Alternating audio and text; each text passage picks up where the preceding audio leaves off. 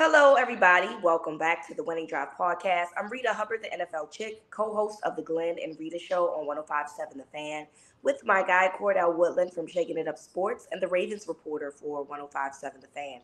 Ravens finished the season, Cordell, at 13-4 as they lose to the Pittsburgh Steelers, 17-10.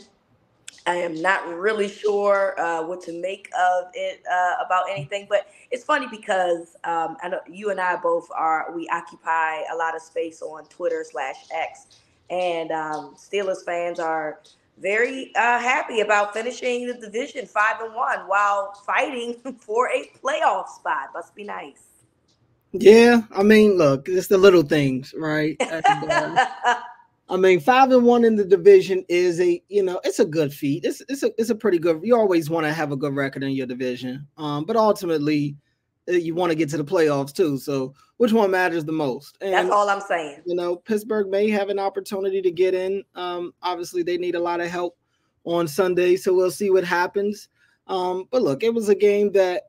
And I saw some Ravens fans not thrilled about losing. Look, at the end of the day, nobody wants to see their team lose, whether it's, the starters playing, the backups, especially when you're playing against, your probably your most hated rival in the division, and you're trying to avoid the sweep. And you got to, same thing for the Ravens. It's kind of like, what's more important, avoiding the sweep from the Steelers or getting out as healthy as you can to get to the postseason? I think the Ravens accomplished what they wanted to accomplish for the most part. A couple of their guys hit some incentives. They had a couple of guys get nicked up, but from what John Harbaugh said, it doesn't seem like any of those injuries are going to impact them in the divisional round of the playoffs, which is good. You got to get some young guys like Trenton Simpson, some run out there. So, all in all, I think it was a successful day for the Ravens. Yeah, I agree with you. And I'll start on the defensive side of the ball because you kind of made some references there. First and foremost, Jadeveon Clowney received, I believe, a $750,000 bonus because all he needed was half of a sack going into the game. He did get a sack against Mason Rudolph. And so he was he did a sack dance, but I think it was more like a money dance, which I do not blame him at all. Congratulations to Jadeveon Clowney.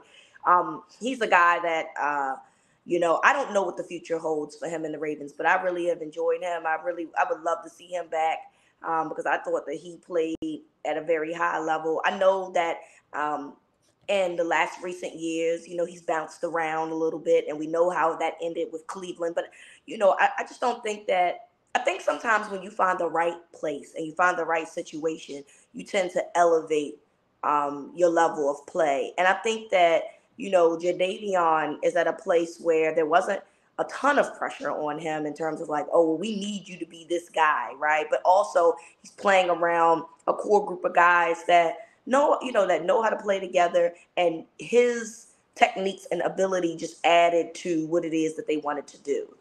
Yeah, I think everybody for a while now felt like Jadeveon Clowney and the Ravens were a match made in heaven. And I talked to him earlier in the year, and he was telling me about how people would always tell him that and how he had kind of played with the idea in his mind and how fulfilling it was for him to get here and it kind of work out the way a lot of people thought it would. It doesn't always go that way. And he just talks about the building and the people in the building and, just how refreshing it is to be a Raven. And I think you see it on the field when he plays. He's always played with a lot of energy. And I think Jadeveon Clowney, when he was signed, some people had some issues with it because, he was maybe not always getting home on some of those sacks and stuff. But I think it's definitely rewarding to see him not only be able to get the sacks that he's been able to get this year, but still be disruptive enough to help guys like Matabike get to double-digit sacks, to help Kyle Van Noy get his sack numbers. He has been he's been a contributor to a lot of other people's success, including his own. I completely agree with that. So shout out to him for, having an opportunity to cash out and he did just that. You mentioned guys like, younger guys playing. Trenton Simpson is a guy that you wonder what this will look like moving forward in this case that Patrick Queen does not potentially come back as a Raven and moves elsewhere. And I liked what I saw from him. He's a fast player. He got a lot of praise coming out of Clemson. We didn't get to see a whole lot of him. There's been injuries and just, availability situations. But with Malik Harrison being out with a concussion, I believe, it gave him an opportunity to play. And I thought that he did really well in terms of what he was able to do. I think that that was a game that you really liked seeing guys like him and Tavius Robinson get those snaps, because you're not really sure how much they're going to get moving forward. But that was a day that they were able to get consistent snaps. And I liked what I saw on Sunday. Yeah, I mean, he's a fast guy, plays with energy. And look, when you're a middle linebacker, the ball is going to find you, especially when you're playing the Pittsburgh Steelers. They're coming right down the pipe. They're not sugarcoating what they want to do. You know exactly where they're coming. So a middle linebacker, more times than not, is going to be involved in the play somehow. So what I look for from those guys is, how well do they do with shedding blocks? How good are they in filling the hole, filling the gap and stuff? And how good are you in, being able to wrap up and complete tackles, especially in the open field? And he checked quite a few boxes in that game. And I don't want to overreact, you know what I'm saying? Right. It's one game. But it is a game that's against a team that has something to fight for. Sure, and I think that's something that we have to take into account there, because one team did care about how that ended, and one team was kind of like, we don't not care, but we've already accomplished what we've wanted to accomplish. No question. I definitely, it wasn't a preseason game, maybe for the Ravens it was, but not for the team that they were playing. Exactly. So yeah, I definitely give him credit for the game that he had. I guess for me, it's especially when you're talking about going forward and him being a potential replacement for Patrick Queen, it's no way to really know just how consistent he can be. Everybody has had their moments, a game here and there. And I'm not saying this to discredit the game he had. I'm more so just saying that there's still a lot more to figure out about Trenton Simpson going forward. But and that, like, not really a debut, but and that outing that he had against Pittsburgh, for sure, he didn't do himself. He didn't hurt himself in the process by going out there and playing the way he did. He definitely popped out to me quite a few times. I thought he had himself a pretty good game and got himself his first career sack. That being said, there were a lot of starters that did play. I saw some on defense. I saw some folks that had some concern. I have to assume that a lot of business decisions were made out on that field on Saturday. It was raining. It was cold.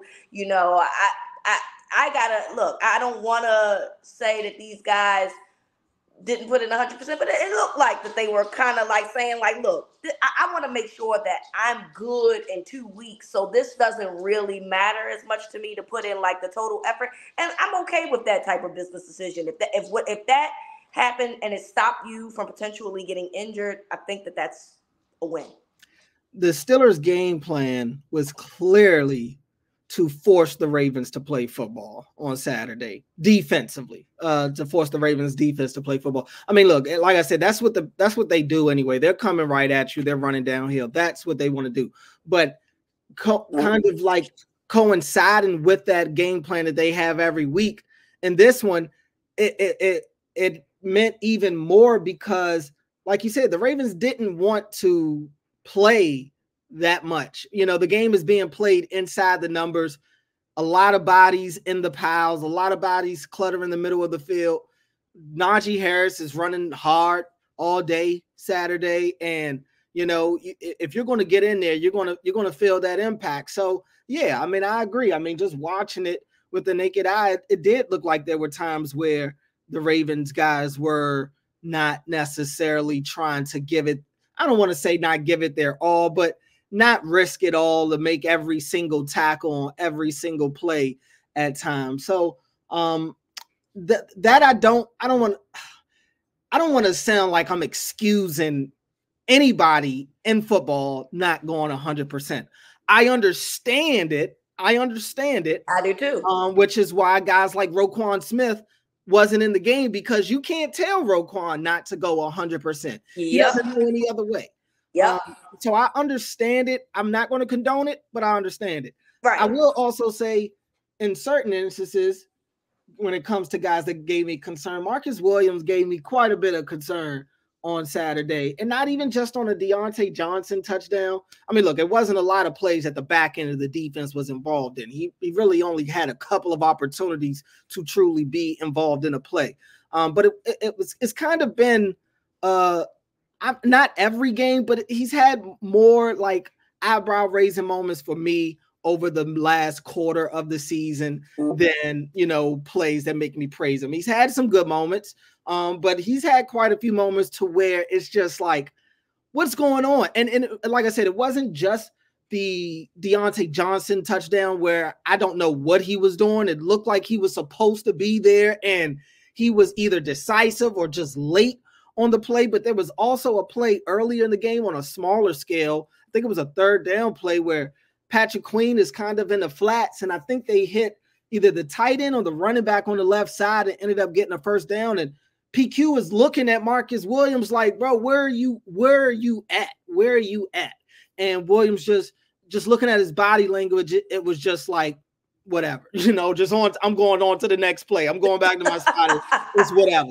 Maybe Marcus Williams was also, IDGAF at that point.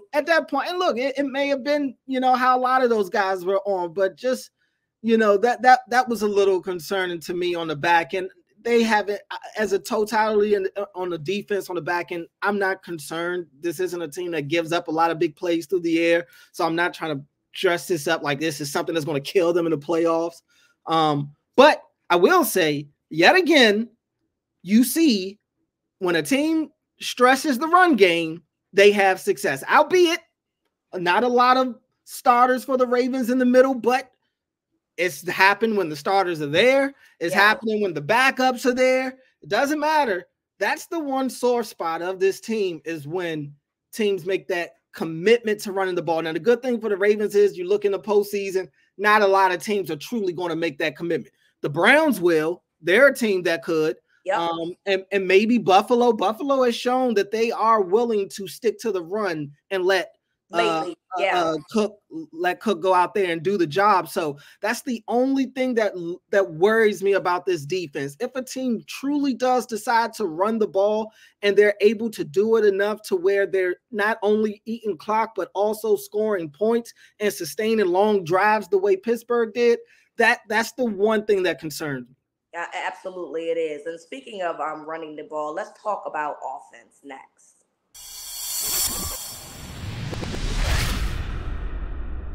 We know that Tyler Huntley started the game, and it really felt like, the Steelers were interested in eliminating the run. Understandably so, right? Like, it's a wet game outside. They probably realized that the Ravens are probably just trying to essentially take some time off of the clock in these types of games. And so they committed to stopping the run. And look, the game was sloppy on both sides. You saw both teams making turnovers due to the rain, but you saw 2 turnovers from the running backs. And this is Gus Edwards' second fumble in as many weeks. My question is, why was Gus Edwards out there as much as he was? Look, I understand that Melvin Gordon fumbled. That's what Melvin Gordon does, Cordell, whether we like to act like it doesn't exist or not. And they told you what it was. The man has lost 19 fumbles in his career. He has 26 fumbles and lost 19. That's a nasty, we're talking Tiki Barber territory, nasty. But you knew that when you signed him, okay? And so this is the thing that I hate, right? Because I knew that when Melvin Gordon fumbled, we would not see much of him anymore because we know how Harbs is. Harbs, this game doesn't count. Right. I don't care if he fumbled 5 times. you're not going to play him in the postseason for sure. And that's a lesson learned. And maybe the Dalvin Cook signing looks better on your end. But I'm trying to understand why you felt the need to add a guy like Gus Edwards into the game when Gus Edwards is essentially your starter, and you're gonna need him moving forward, and you don't need Melvin Gordon moving forward.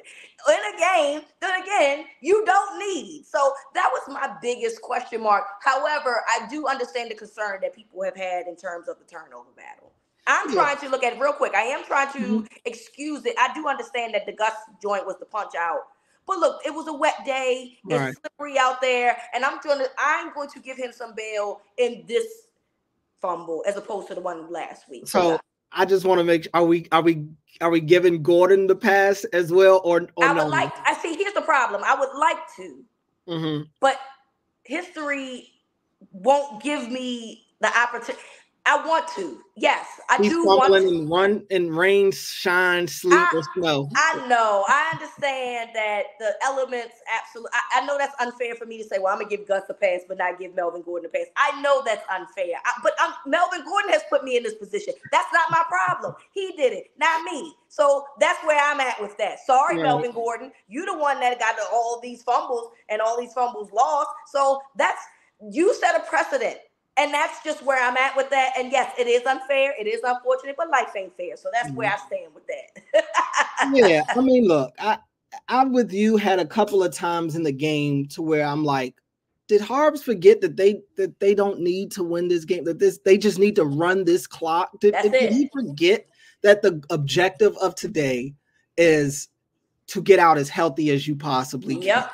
And so in the midst of that, I also took into account that you got to respect the game.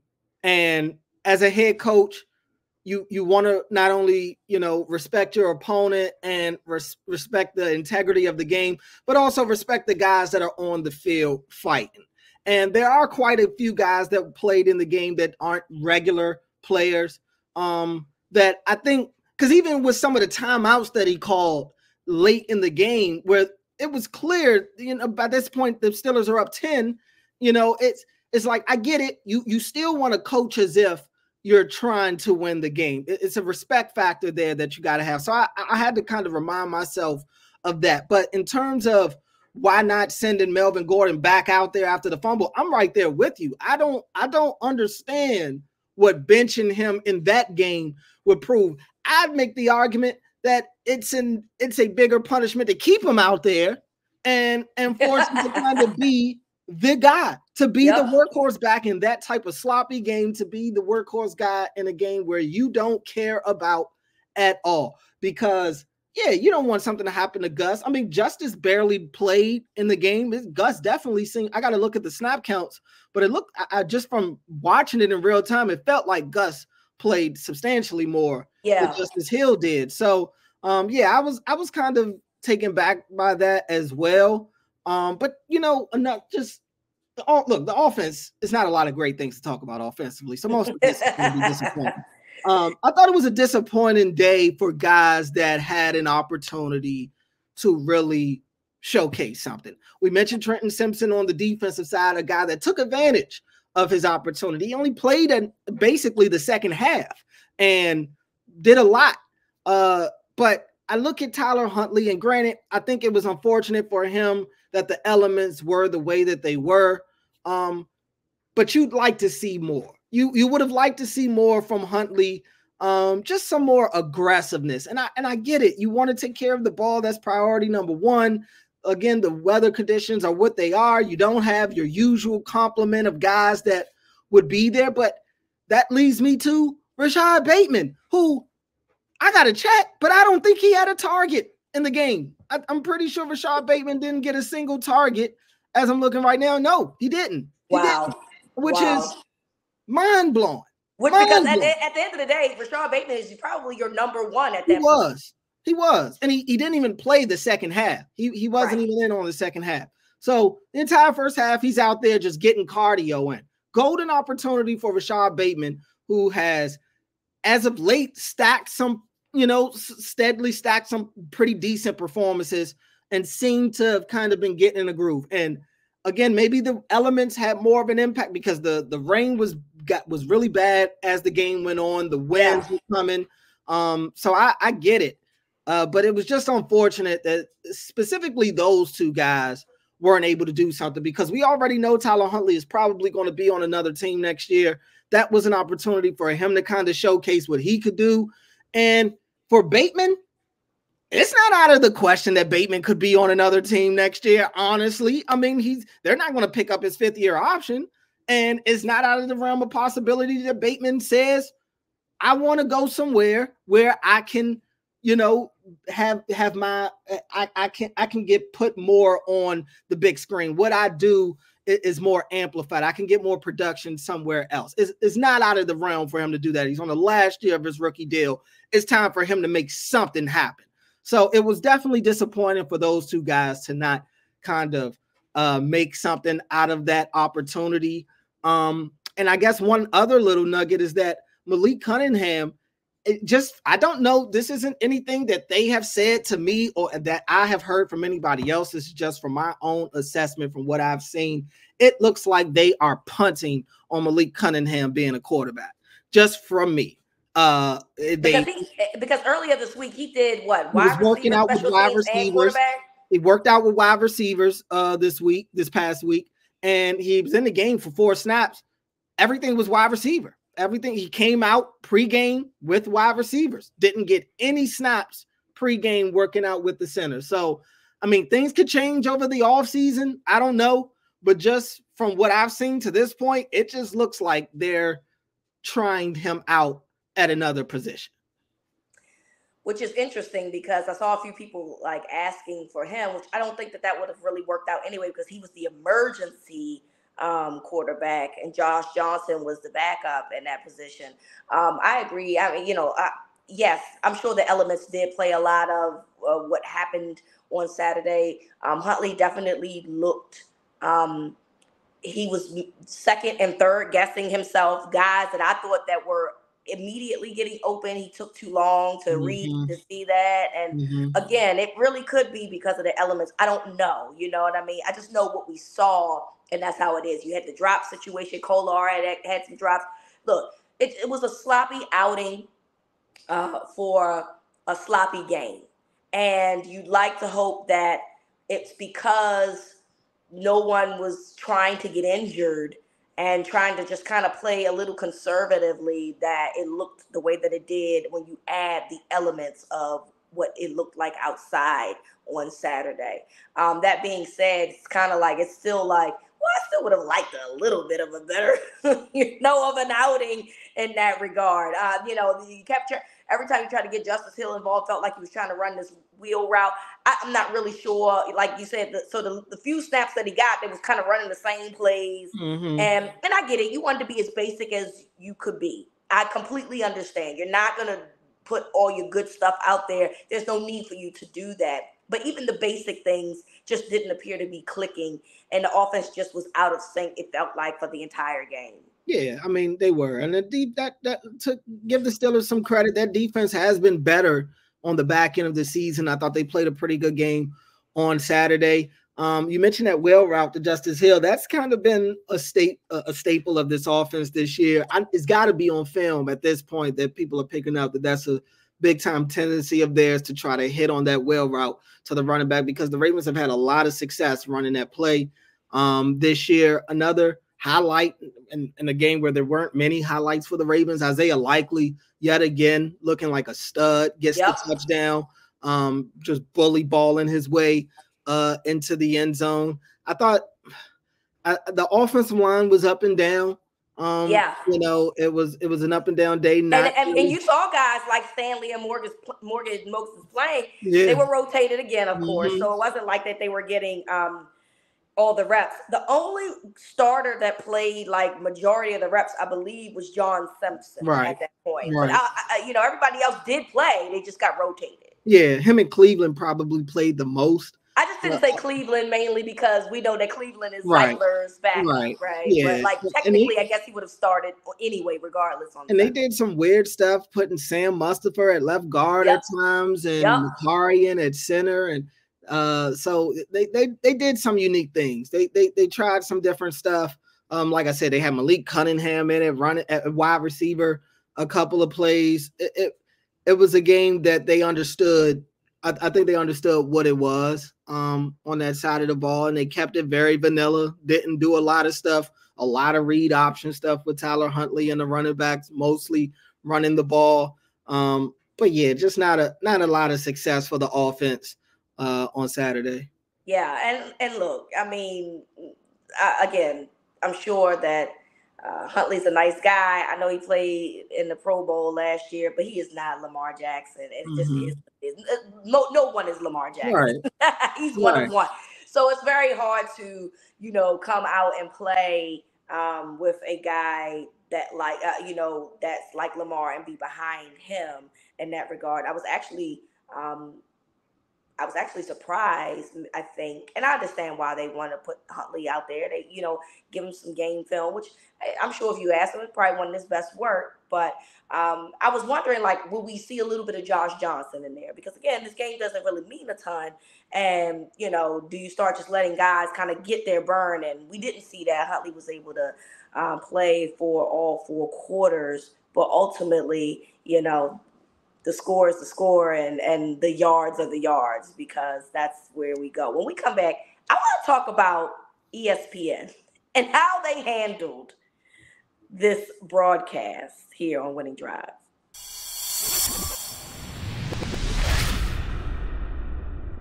Yeah, I pivoted, but it was something that made me think. I thought about it.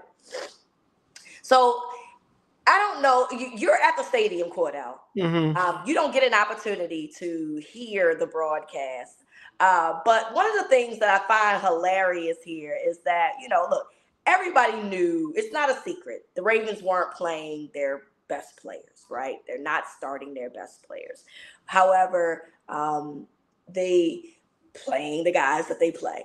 And so ESPN's job, obviously, is to try to sell this game as much as they possibly can for 3 hours, right? 3+ hours. But ultimately, I felt like they failed miserably. They kept giving stats about, the Ravens have only, I think this is the start of the 4th quarter. The Ravens only have 155 total yards of offense. And they're like, yes, and this is without TJ Watt, who was out of the game. And this is without Minkah Fitzpatrick, who didn't play today. And I'm just looking around like, hey, are we just, what's happening here? Are we just going to act like there's not guys playing on the offensive side of the ball that we don't see on a regular basis? They were doing their best to sell this as if this was some real game. Look, shout out to Dan Orlovsky. I believe Reese Davis was the other commentator, I believe.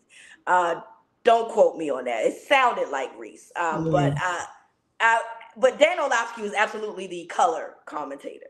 And the way that they were padding the stats, because that's exactly what's happening. Both teams don't have all of their players, especially the one side. The one team doesn't have all of their players. And yet, y'all are trying to sell this as a real product.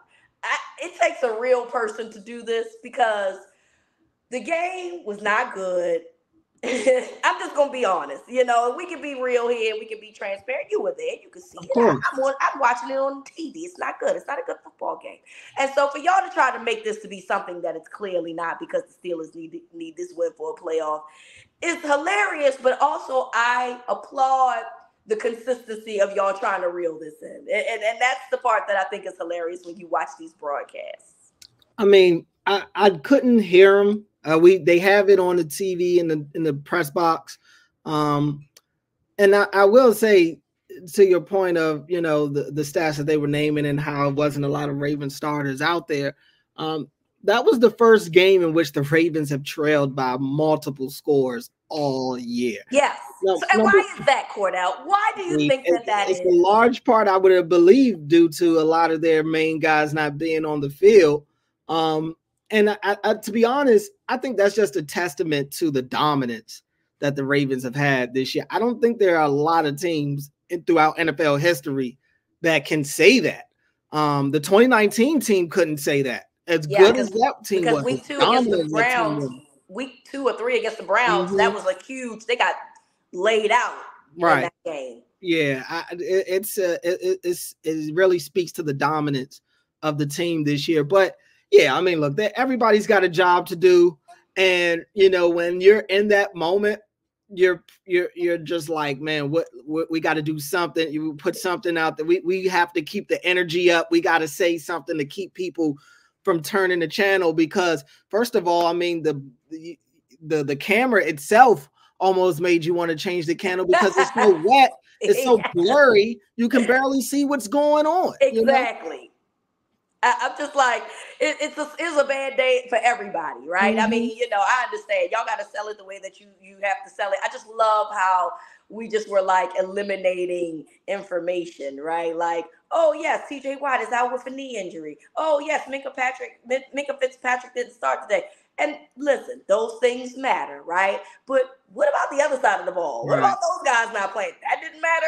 It just was very weird to me, very funny to me how that went and how that played out. And again, shout out to ESPN for at least being consistent. They were doing the best that they could to at least try to be consistent. And like you said, Cordell, at times it was very hard to watch it because certain cameras, like the one that they have on the field that moves, that one, you know, you can't really wipe that one because it's on the field. It's nothing you can do about it. And every time they tried to show it, and I was like, please, like, stop. Like, it literally was like nails to a chalkboard from a visual perspective. It was terrible. So, again, the Ravens found a way, like you mentioned in the first segment, Harbaugh said that everybody that got nicked up in the game should be okay in the playoffs. So, to me, I don't care about the score. The biggest win is that there was no major situations in terms of health. Meanwhile, you know, the Steelers potentially, I don't know what happened with TJ Watt. I know it's a knee injury, but we don't know what happened to him. They put out earlier Sunday that he's got a torn MCL. Okay, so that's not good for them. Not at all. So, you know, luckily for the Ravens, that worked out as perfectly as it could, because at the end of the day, it is still football. It is still a very violent sport, and at any moment you can get hurt. Yeah, I mean, and it's the conditions add to it, the footing and everything like that. And you know, it looked like I said, a couple of guys got nicked up. I think Owe had the ankle. We saw Geno Stone have the knee issue out there. We saw Delshon Phillips with the shoulder. And it looked like Patrick Queen, who's been laboring all year. It looked like you know, he had his usual limp or, you know, nursing situation out there as well. So, you know, football is football. You're going to have people get nicked up throughout the course of the game. Nobody's coming out 100% healthy, especially in those elements. No. Yeah, it's just not happening. But best case scenario for the Ravens now, they were able to, at least it sounds like, escape anything major. So yeah, I mean, Harbs now goes out to Michigan, or not to Michigan, but he's going to the national championship. I think it's in Houston, right? Houston, yeah, going out to the national championship game with a lot of Ravens front office brass out there. Mike McDonald included in that. I think DaCosta and Joe Ortiz and Ozzie and Ozzy's going. So yeah, go check out the Wolverines taking on Washington in the national championship game. So yeah, they go from, you know, a game that didn't really mean anything to the game that's pretty much for everything. Right. Real quick, who you got? I'm going with Washington. You know, everybody has been sleeping on Washington all year. Everybody's been looking for reasons for this team to fall off.